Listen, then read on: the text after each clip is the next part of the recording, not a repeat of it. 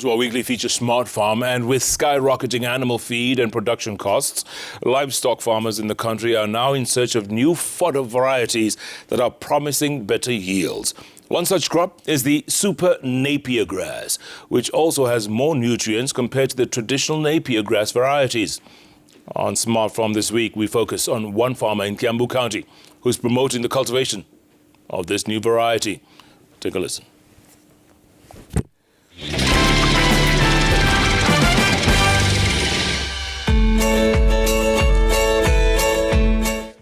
After working as an accountant in one of the major dairy farms in the country for nearly 2 decades, Francis Kang'ethe resigned to follow his passion, farming.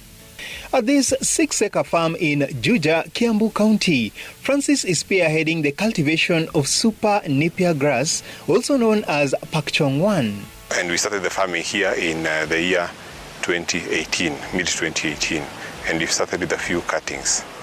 So from that time, we have been multiplying from the few cuttings to whatever we have here at the moment. The increasing prices of processed animal feeds motivated Francis to look for a solution in other fodder crops in a bid to ease the burden on livestock producers in the country. The Super Napier grass, originally developed in Thailand, is obtained by crossing ordinary Napier grass and pearl millet. This combination makes it superior, bringing with it several benefits. We have seen the main advantages of this grass, one of it being the crude protein, which is at 16 to 18% compared with the ordinary Napier grass, which is between 6 to 8% crude protein. The stems are hairless, so to handle is very easy. You can make silage without adding additives because it has what we call water-soluble carbohydrate, which are like a kind of a sugar, which makes it easier to ferment.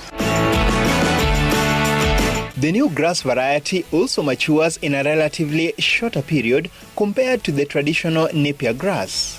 Per acre, you can plant 5,000 cuttings, and we do the spacing at the spacing of 3 feet by 3 feet.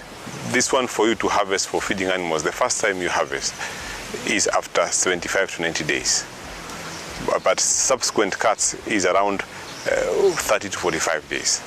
So the variation comes in because of the temperatures. When it is very cold, it slows down. When it's warm, it grows very fast. The other common type of Napier, you take almost 4 months for you to harvest the first time. And subsequent cuts you do after 2 to 3 months.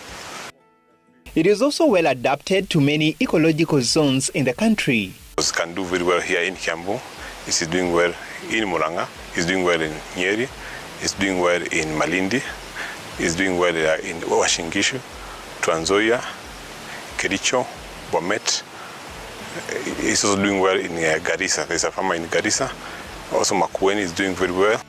Super Napier grass requires little maintenance and can give yields of up to 200 tons per acre every year, enough to feed 10 cows. It requires conditions where we have sufficient sunlight, because the grass is doing very well in open areas. It doesn't require shade.